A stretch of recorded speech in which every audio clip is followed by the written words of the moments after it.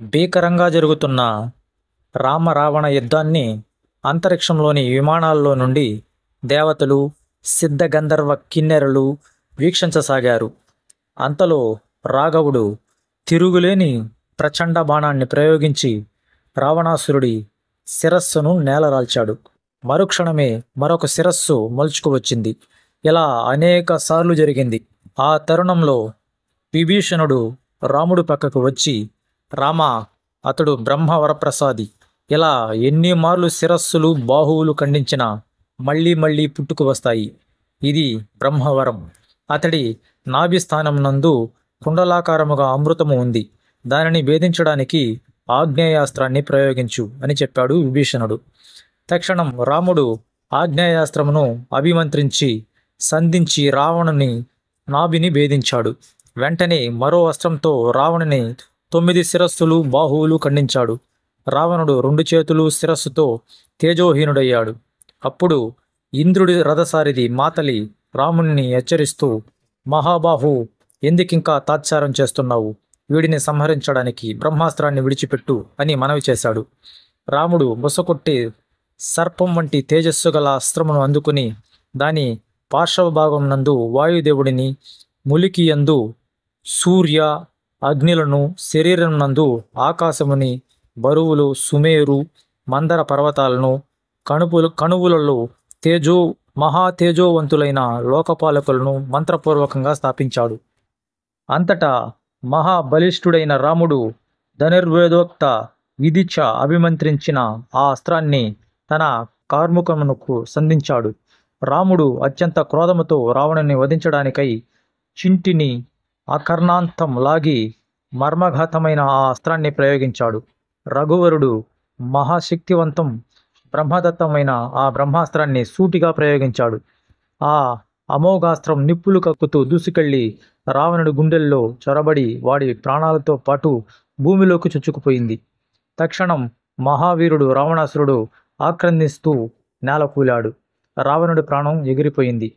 అంతరిక్షం నుంచి దేవతలు రాముని మీద పుష్పవర్షం కురిపిస్తుంటే, జయహో రామచంద్ర మహారాజ్కి జయ జయ అంటూ వృక్షవానర సేనలు పెద్ద పెట్టున జయ జయ ధ్వానాలు చేశారు. అంతరిక్షంలో దేవదుందుబులు రోగాయి. రాఘవుని రథం మీద దివి నుంచి పుష్పవృష్టి కురిసింది. సోదర మరణానికి పరితపిస్తున్న విభీషణుడితో రాముడు, విభీషణ, ఈ లంకేశ్వరుడు అహితాగ్ని మహతపశ్శాలి వేదాంగవేత్త. ఈ మహావీరునికి ఉచితమైన రీతిలో ప్రేతకర్మలు చెయ్యి. విభీషణ, శత్రుత్వాలు మరణంతో అంతరిస్తాయి. ఇప్పుడు ఇతడు నీకు ఎంతో, నాకు అంతే.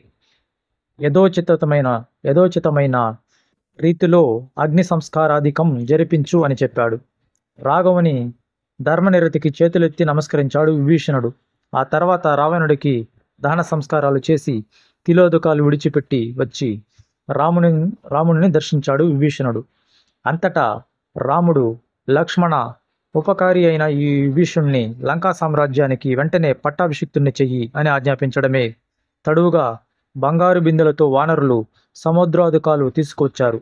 సర్వ వానర సమక్షంలో రామ ఆశీర్వచనంతో విభీషణుడికి యథావిధిగా పట్టాభిషేకం చేశాడు లక్ష్మణుడు. విభీషణ, రామ లక్ష్మణుల పేరున వానరులతో పాటు రాక్షసులు కూడా జయ జయధ్వానాలు చేశారు. అప్పుడు శ్రీరామచంద్రుడు గంభీర స్వరంతో, ఆంజనేయ, విభీషణుడి అనుమతి తీసుకుని లంకాపట్టణంలోకి వెళ్ళు. విజయవార్తను వైదేహికి తెలియజేసి ఆమె ఏమి చెబుతుందో ఆ సందేశం తీసుకురా అని ఆజ్ఞాపించాడు. అశోకవనానికి వెళ్ళిన హనుమంతుడు రాముడు చెప్పమన్నదంతా సీతకు చెప్పాడు. రాముడి విజయవార్తను విన్న సీతాదేవికి హర్షాతిశయంతో పాటు నోటి మాట రాలేదు. అటుపైన తేరుకున్న సీతాదేవి, వాయునందన, శత్రువులను సంహరించి విజయం పొందిన శ్రీరామచంద్రుణ్ణి చూడాలనుకుంటున్నాను అని తన మనసులోని మాట తెలియజేసింది. ఆంజనేయుడు తెచ్చిన ఈ సందేశాన్ని వింటూనే రాముడు జ్ఞాన ముద్రాంకితుడయ్యాడు. అతని కళ్ళలోంచి నీళ్లు బొటబొటా కారాయి. ఒక్కసారిగా పెద్దగా నిట్టూర్చి నేలచూపులు చూస్తూ, విభీషణ, శిరస్నానమై శుచి అయిన సీతను వెంటనే నా ముందు నిలుపు అని గంభీరంగా ఆజ్ఞాపించాడు. మహాసాధ్వి సీత సుస్నానతమై రఘురాముణ్ణి చేరుకుంది.